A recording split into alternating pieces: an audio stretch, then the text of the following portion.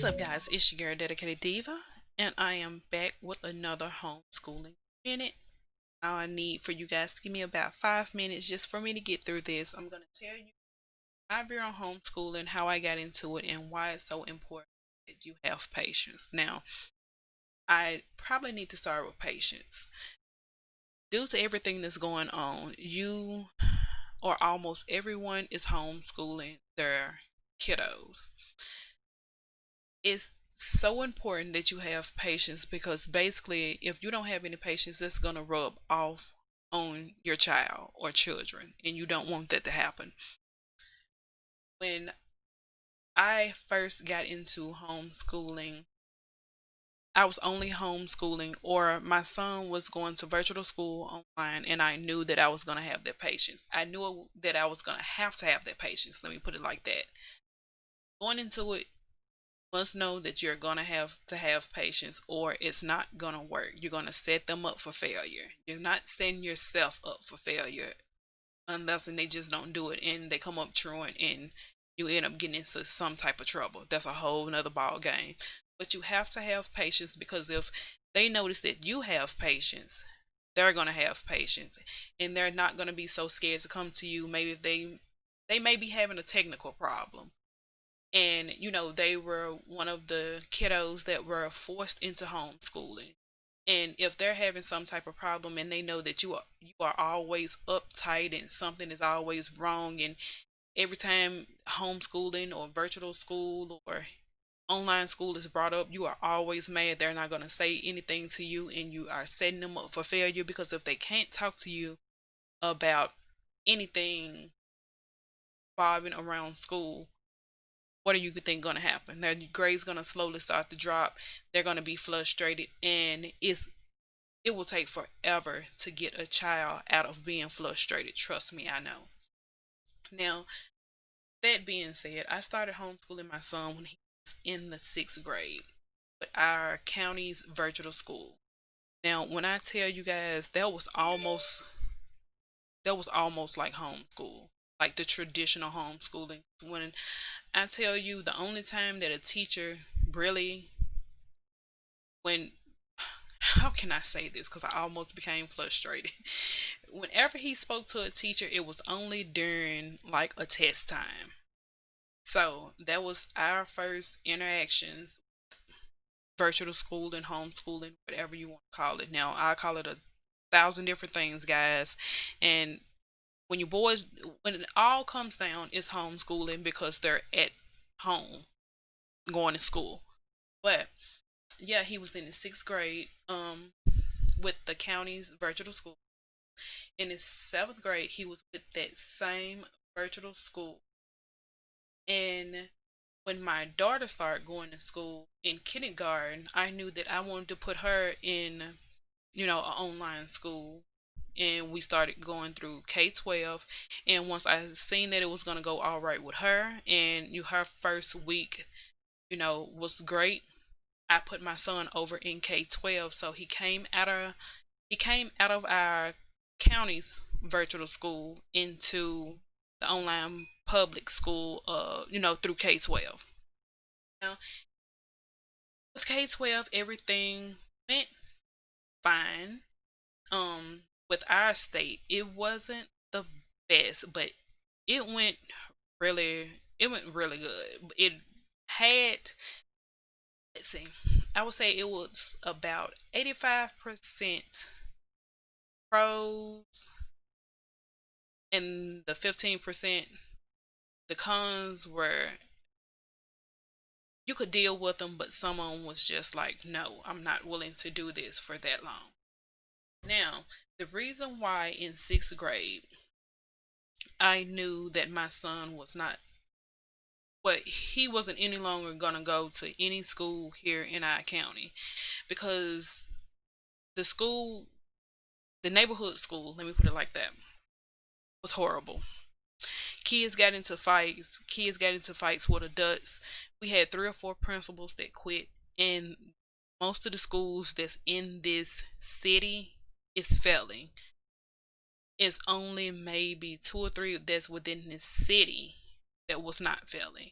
Now in the county, there was more, but there was no way that I could get my kids out any further to go to any other school. I already knew that online school was basically, it was what I was going to do. Now, let's see. Also, when my son was in elementary, so that was K through 5, it was some things that he should have known that he didn't know. And so that's why I chose also not to put him through any more schools within this county. So bringing it up to 8th grade, um, he started K-12. My daughter started K-12 in kindergarten. They went, she went K-12, kindergarten through 1st grade, and he went eighth grade through to 10th grade, not his 10th grade year, but to 10th grade with K-12. And the thing about K-12 is their schedules was all over the place. Now, I would say the first year it was really, it was good. Um it was just with my mom, I have to do things with her, and you could not miss a class connect whatsoever. And if you did miss one, you need a parent note, and it was so many times that you could miss, you know, one of their class connects. And so that wouldn't really fit into us. And with us being within the Central Standard Time Zone in Tennessee, I would have to get them up at like 7 in the morning for classes to start at 8. And the way some of the teachers were set up, they would have things going on their own, and either I would end up getting them up and the teacher wouldn't be there. I would end up getting them up, the teacher had an attitude, or it was always something. So I knew that K-12 wouldn't last that long. Their curriculum is brilliant. I love K-12 curriculum. So if you're thinking about doing K-12, even if you're thinking about doing K-12 through Tennessee or through another state, I would recommend it. It's just how do I put this? I just want to let you guys know what to look for.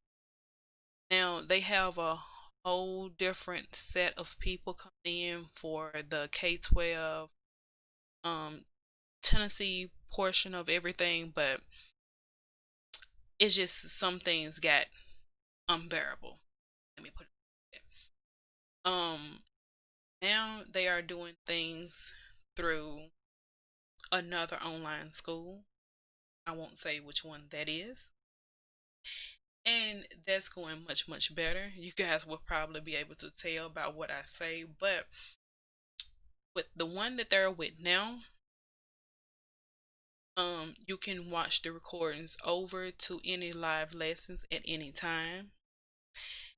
You don't have to worry about being in trouble for not being in a live lesson because they are recorded. And it's almost like you can go to 2 live recordings for 2 weeks straight. So 2 the first week, 2 the second week. And you don't have to worry about their teacher calling, or just say on the road, maybe you're doing a whole cross country thing, or you're living your best life basically, and you can't do the live lessons. You can always watch the recording, and your teacher at the end of every 2 weeks will call to make sure the child is okay. The teacher will talk to you, the teacher will talk to the child. And there's also ways to go into a website and schedule times to talk to each teacher, and you can take out 30 minutes or an hour to sit down and talk to that teacher, whether it's you or your student. So I think that is great, and I might as well say what it is. It's Connections Academy. And I think that that's one of the best things, because if your child is not understanding, they can book that time with them. They even have ways for you to text the teacher back and forth, call the teacher anytime they'll pick up. They have a certain app that they go through. They have, you text them all the time, and just like everything is seeming to go so well with them. I'm having a problem with their former school not sending over the paperwork that they need to release them. But besides that, everything great. I like the way that their curriculum is set up. Everything is already set up. There's nothing that a teacher have to put on the schedule for them to do. The schedule is already brought out. Their live lessons is already there. Everything is literally at the same time. Now, certain things may switch up a little bit, like PE or something like that, or open office hours. But besides that, everything.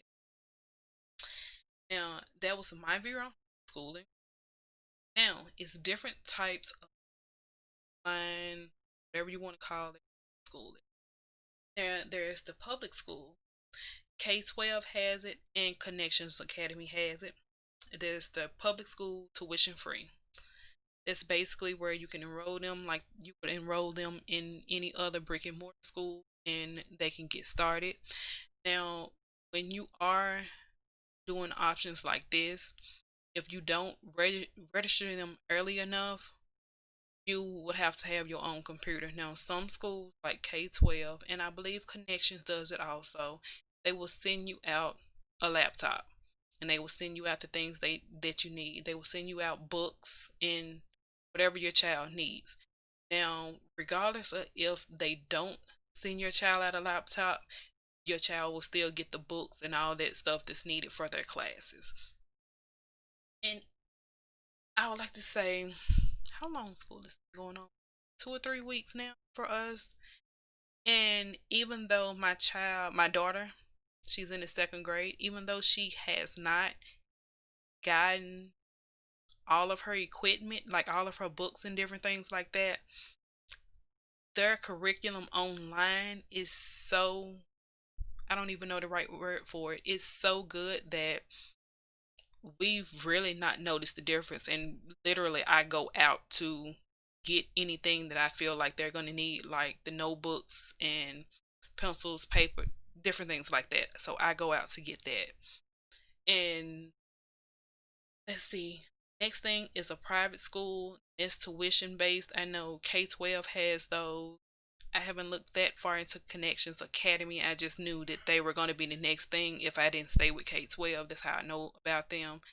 But the private tuition based school, I will try to set up a link below. If I don't, in one of these next videos, I'll let you guys know when I set that up. But tuition based, it can a little pretty penny at your pocket, but if that's the way you choose to do things, that's the way you choose to do things. Now you have the umbrella schools, and that's basically where you go through a church and they keep up with different things like attendance, testing, and they make sure they keep you within the guidelines of homeschool. If you have to have a deadline in doing something, they'll keep you up to date.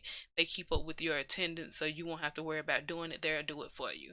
Now, the traditional homeschooling, on the other hand, is the opposite of the umbrella school, because you have to keep up with your child's attendance. If it's testing that they have to go through with, you have to keep up with that, and you have to make sure you buy all of their books, things like that, for them to stay up on their toes.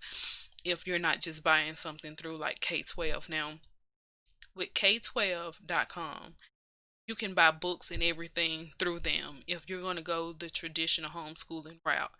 Now, a lot of people are scared or afraid to do the traditional homeschooling, but you really shouldn't be, because my sister, she works a full-time job, and her daughter and my daughter is literally the same age, in the same grade, and she buys the curriculum online. So don't be afraid to do homeschooling. You just have to make sure you talk to the right person within your state for homeschooling, so you can get everything, the paperwork and everything squared away.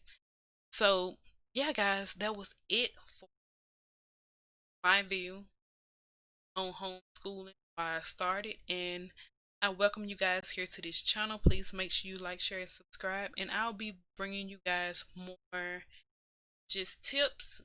I didn't want to say that, but rants because they happen every now and then. Resources and more about homeschooling, online school, virtual school. It's all the same thing. I'll see you guys on another podcast, another video. I love you guys. Please make sure you like, share, and subscribe, and I'll see you then.